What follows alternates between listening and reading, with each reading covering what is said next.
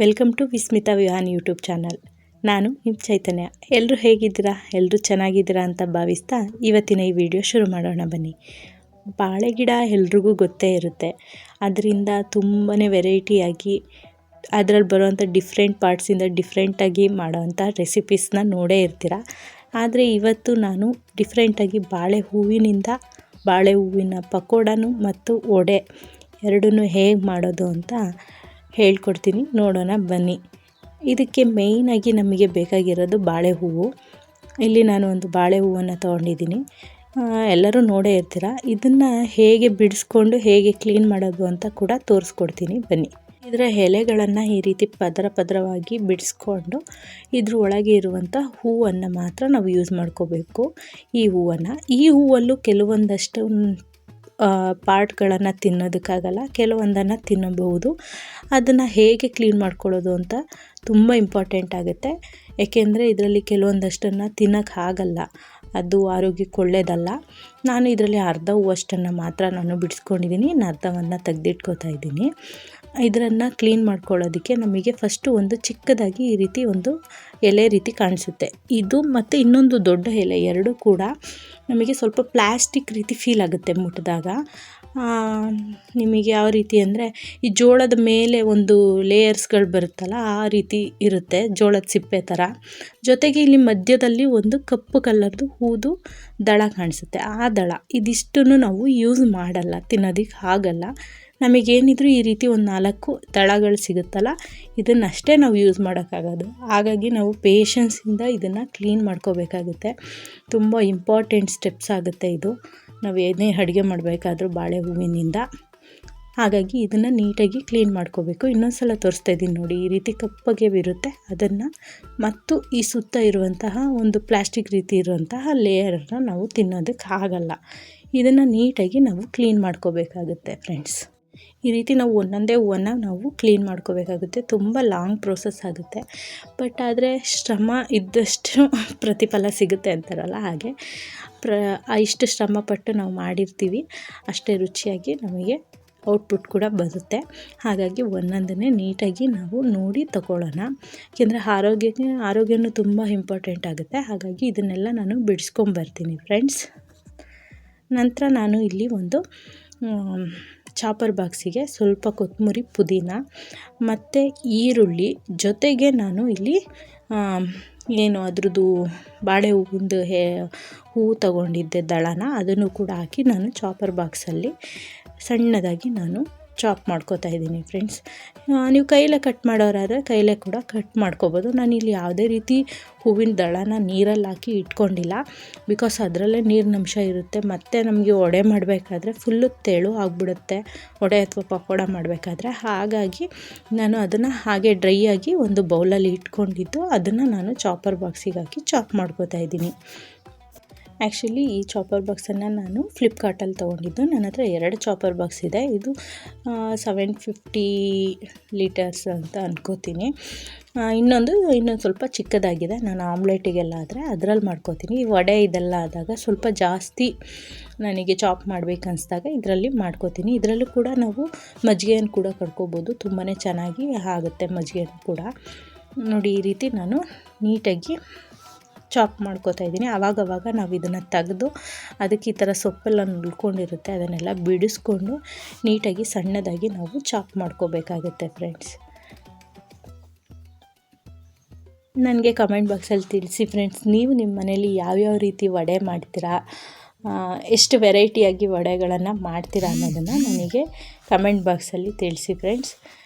ನೋಡಿ, ಈ ರೀತಿ ಸಣ್ಣದಾಗಿ ನಾನು ಚಾಪ್ ಮಾಡಿಕೊಂಡು ಒಂದು ಬೌಲಿಗೆ ತೆಗೆದಿಟ್ಕೋತಾ ಇದ್ದೀನಿ ಫ್ರೆಂಡ್ಸ್. ಅದ್ರ ಜೊತೆಗೆ ನಾನು ಇನ್ನೂ ಸ್ವಲ್ಪ 2 ಸಲ ಮಾಡಿಕೊಂಡು ನಾನು ಸ್ವಲ್ಪನೇ 2 ಸಲ ಆಗುವಷ್ಟು ಮಾಡ್ಕೊಂಡು ತೆಗೆದಿಟ್ಕೋತಾ ಇದ್ದೀನಿ.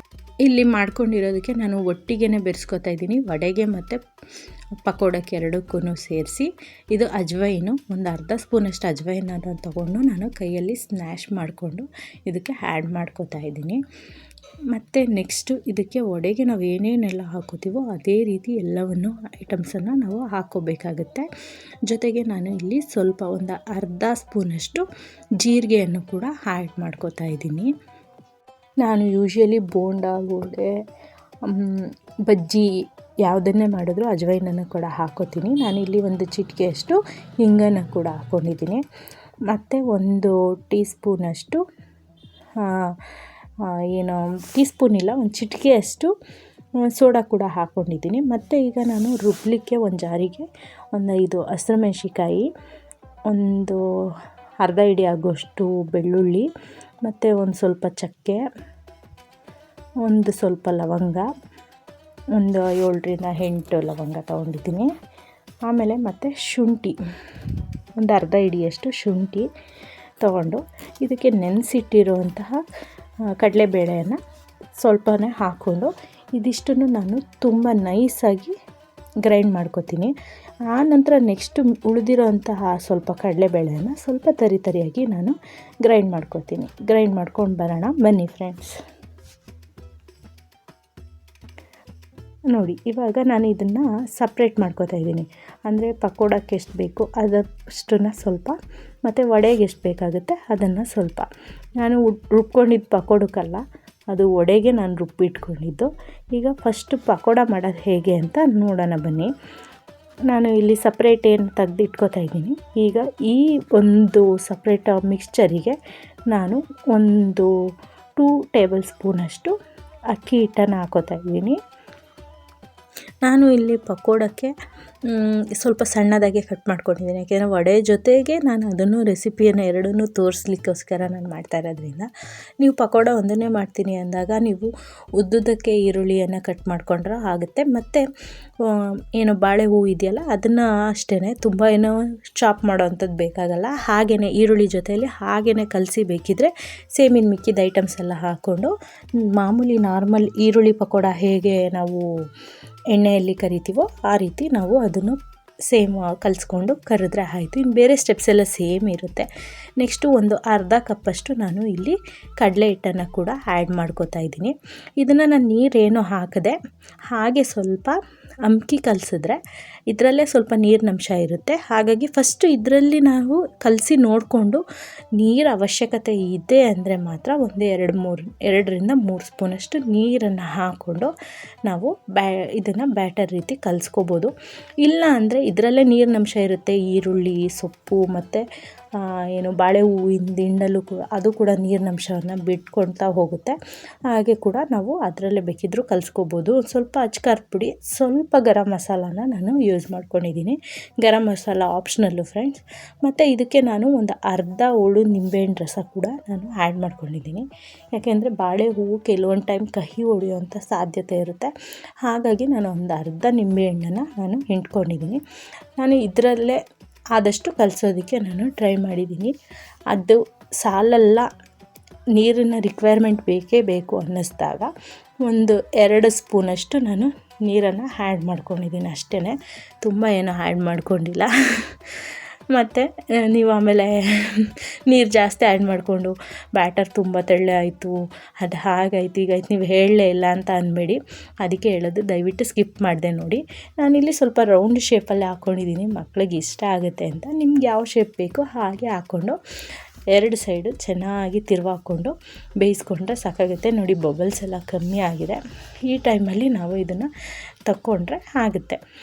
ಇದಕ್ಕೆ ನಾನು ಉಪ್ಪನ್ನು ಕೂಡ ಹಾಕಿದ್ದೀನಿ. ನೀವು ಏನಾದರೂ ನೋಡಿ ಹಾಕ್ಕೊಳ್ಳಿ ಉಪ್ಪನ್ನು. ಕೆಲವೊಂದು ಟೈಮು ಜಾಸ್ತಿ ಆಗ್ಬಿಟ್ರೆ ಮತ್ತೆ ನಾವು ಅದನ್ನು ಕಮ್ಮಿ ಮಾಡೋಕ್ಕಾಗಲ್ಲ.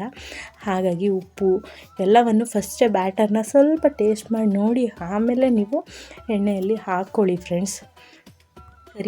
ಈ ಎಣ್ಣೆಯಲ್ಲಿ ಕರಿಯೋಂಥ ಐಟಮ್ಸ್ ಎಲ್ಲ ಏನಿದೆ ಇದನ್ನು ನಾವು ಫಸ್ಟೇ ಸ್ವಲ್ಪ ಟೇಸ್ಟ್ ಮಾಡಿ ನೋಡಿ ಆಮೇಲೆ ನಾವು ಎಣ್ಣೆಯಲ್ಲಿ ಕರಿದ್ರೆ ತುಂಬ ಒಳ್ಳೆಯದು. ಯಾಕೆಂದರೆ ಮತ್ತೆ ಅದಕ್ಕೆ ನಾವು ಯಾವುದೇ ರೀತಿ ಉಪ್ಪು ಖಾರ ಏನನ್ನು ಆ್ಯಡ್ ಮಾಡಲಿಕ್ಕೆ ಆಗಲ್ಲ. ಇನ್ನು ಮಿಕ್ಕಿರೋ ಅಂಥ ನಾನು ಬ್ಯಾಟರಿಗೆ ನಾನು ಆವಾಗಲೇ ರುಬ್ಲಿಕ್ಕೆ ತೋರಿಸಿದ್ನಲ್ಲ ಅದನ್ನು ನಾನು ಆ್ಯಡ್ ಮಾಡ್ಕೊತಾ ಇದ್ದೀನಿ. ನೋಡಿ, ನಾನು ತರ್ತರಿಯಾಗಿ ರುಬ್ಕೊಂಡಿದ್ದೀನಿ, ತುಂಬ ಏನು ನುಣ್ಣಗೆ ರುಬ್ಕೊಳ್ಳೋಕ್ಕೆ ಹೋಗಿಲ್ಲ. ಇದಕ್ಕೆ ನಾನೀಗ ಉಪ್ಪನ್ನು ಕೂಡ ಆ್ಯಡ್ ಮಾಡ್ಕೊತಾ ಇದ್ದೀನಿ. ಉಪ್ಪನ್ನು ಆ್ಯಡ್ ಮಾಡಿಕೊಂಡು ಇದಕ್ಕೂ ಒಂದು 2 ಸ್ಪೂನಷ್ಟು ನಾನು ಇಲ್ಲಿ ಅಕ್ಕಿ ಹಿಟ್ಟನ್ನು ಆ್ಯಡ್ ಮಾಡ್ಕೊತಾ ಇದ್ದೀನಿ, ಸ್ವಲ್ಪ ಕ್ರಿಸ್ಪಿನೆಸ್ ಬರಲಿ ಅಂತ. ನಾನು ಮಾಡೋಂಥ ಯಾವುದೇ ವಡೆ ಇರ್ಬೋದು, ಕಡಲೆಬೇಳೆ ವಡೆ ಅಥವಾ ಹಲಸಿನ ಕಾಳು ವಡೆ, ಇದರಲ್ಲಿ ಯಾವುದೇ ಇದ್ದರೂ ನಾನು ಹೀಗೇ ಮಾಡೋದು. ಎಣ್ಣೆ ಚೆನ್ನಾಗಿ ಕಾದ ನಂತರ ಈ ರೀತಿ ವಡೆಯನ್ನು ತಟ್ಟಿ ಬಿಟ್ಕೊಂಡ್ರೆ ಆಗುತ್ತೆ. ನೋಡ್ತಾ ಇದ್ದೀರಲ್ಲ, ಎಣ್ಣೆ ತುಂಬ ಚೆನ್ನಾಗಿ ನಾನು ಮೀಡಿಯಮ್ ಫ್ಲೇಮಲ್ಲೇ ಇಟ್ಕೊಂಡು ನಾನು ವಡೆಯನ್ನು ಕರಿತಾ ಇದ್ದೀನಿ ಫ್ರೆಂಡ್ಸ್. ಹೈ ಫ್ಲೇಮಲ್ಲಿ ಇಟ್ಕೊಂಡ್ರೆ ಒಳಗಡೆ ಎಲ್ಲ ಬೆಂದಿರಲ್ಲ, ಮೇಲೆ ಮಾತ್ರ ನಿಮಗೆ ಕಲರ್ ಚೇಂಜ್ ಆಗುತ್ತೆ ಹೊರತು ಒಳಗಡೆ ಬೇಯೋದಿಲ್ಲ. ಹಾಗಾಗಿ ಕಮ್ಮಿ ಉರಿಯಲ್ಲಿ ನಿಧಾನಕ್ಕೆ ಒಳಗಡೆ ಎಲ್ಲ ಬೇಯೋ ರೀತಿಯಲ್ಲಿ ಬೇಯಿಸ್ಕೊಳ್ಳಿ. ನಮ್ಮ ಮನೇಲಂತೂ ಈ ವಡೆ ಎಲ್ಲರಿಗೂ ಇಷ್ಟ ಆಯಿತು. ನೀವು ಒಂದು ಸಲ ಮಾಡಿ ನೋಡಿ, ಕಮೆಂಟ್ ಬಾಕ್ಸಲ್ಲಿ ತಿಳಿಸಿ ಹೇಗಿತ್ತು ರೆಸಿಪಿ ಅಂತ. ಆಮೇಲೆ ಎಷ್ಟೊಂದು ಜನ ವೀಡಿಯೋಸ್ ನೋಡಿದ್ರೂ ಏನು ರೆಸ್ಪಾನ್ಸ್ ಮಾಡಲ್ಲ. ದಯವಿಟ್ಟು ಸಬ್ಸ್ಕ್ರೈಬ್ ಆಗಿ, ಹೊಸೊಬ್ರಿಗೆ ಸ್ವಲ್ಪ ಎನ್ಕರೇಜ್ಮೆಂಟ್ ಸಿಗುತ್ತೆ. ನಮ್ಮಂಥವರಿಗೆ ಎಸ್ಪೆಷಲಿ ಏನಾದರೂ ನನ್ನ ರೆಸಿಪಿಯಲ್ಲಿ ಅಥವಾ ನಾನು ಏನು ಮಾಡಿದ್ದೀನಿ ವೀಡಿಯೋಸಲ್ಲಿ ನಿಮಗೇನಾದರೂ ಅದರಲ್ಲಿ ಇದು ಇನ್ನೂ ಇಂಪ್ರೂವೈಸ್ ಆಗ್ಬೋದಿತ್ತು ಅಥವಾ ಏನಾದರೂ ನಿಮ್ಮ ಸಜೆಷನ್ಸ್ ಇದ್ದರೆ ದಯವಿಟ್ಟು ಖಂಡಿತ ಕಮೆಂಟಲ್ಲಿ ನೀವು ತಿಳಿಸಿ. ನಾನು ಅದನ್ನು ಇಂಪ್ಲಿಮೆಂಟ್ ಮಾಡ್ಕೊಳ್ಳೋದಕ್ಕೆ ಟ್ರೈ ಮಾಡ್ತೀನಿ. ಅಷ್ಟೇ, ಇನ್ನೇನು ಹೇಳೋಕ್ಕಾಗಲ್ಲ.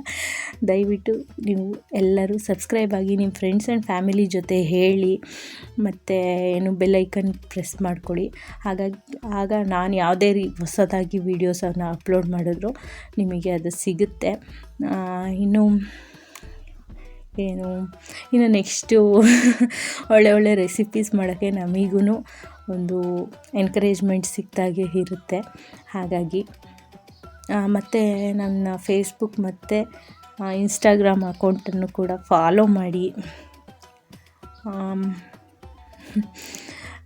ನೆಕ್ಸ್ಟು ನಿಮಗೆ ನೆಕ್ಸ್ಟ್ ವಿಡಿಯೋದಲ್ಲಿ ಸಿಗ್ತೀನಿ. ಅಲ್ಲಿವರೆಗೂ ಎಲ್ಲರಿಗೂ ತುಂಬ ಥ್ಯಾಂಕ್ಸ್. ಇದುವರೆಗೂ ಯಾರು ಸಬ್ಸ್ಕ್ರೈಬ್ ಆಗಿದ್ದೀರಾ, ನನ್ನ ಚಾನಲ್ನ ಫಾಲೋ ಮಾಡ್ತೀರಾ, ಎಲ್ಲರಿಗೂ ತುಂಬ ಥ್ಯಾಂಕ್ಸ್. ಈ ರೆಸಿಪಿಯನ್ನು ನೀವು ಒಂದು ಸಲ ದಯವಿಟ್ಟು ಟ್ರೈ ಮಾಡಿ ನೋಡಿ, ಹೇಳಿ. ನೆಕ್ಸ್ಟು ವಿಡಿಯೋ ಸ್ವಲ್ಪ ದಿನ ಬರಲ್ಲ, ಬಿಕಾಸ್ ನಾನು ನಿಮಗೆ ಒಂದು ಸರ್ಪ್ರೈಸನ್ನು ಕೊಡಬೇಕು ಅಂದ್ಕೊಂಡಿದ್ದೀನಿ. ನಿಮಗಲ್ಲ, ಹಸ್ಬೆಂಡ್ ಬರ್ಡೇ ಬರ್ತಾಯಿದೆ, ಹಾಗಾಗಿ ಅವ್ರಿಗೆ ಸರ್ಪ್ರೈಸ್ ಪ್ಲ್ಯಾನ್ ಮಾಡ್ತಾಯಿದ್ದೀನಿ. ಅದನ್ನು ನಿಮ್ಮ ಜೊತೆ ಶೇರ್ ಮಾಡ್ತೀನಿ. ನಾನು ಏನು ಸರ್ಪ್ರೈಸ್ ಪ್ಲ್ಯಾನ್ ಮಾಡಿದ್ದೀನಿ, ಹಸ್ಬೆಂಡ್ಗೆ ಏನು ಸರ್ಪ್ರೈಸ್ ಸಿಗುತ್ತೆ ಅಂತ. ದಯವಿಟ್ಟು ನೋಡ್ತಾಯಿರಿ, ನನ್ನ ಚಾನಲ್ನ ಫಾಲೋ ಮಾಡ್ತಾಯಿರಿ, ಆವಾಗ ಖಂಡಿತ ನಿಮಗೂ ಸಿಗುತ್ತೆ. Thank you, bye.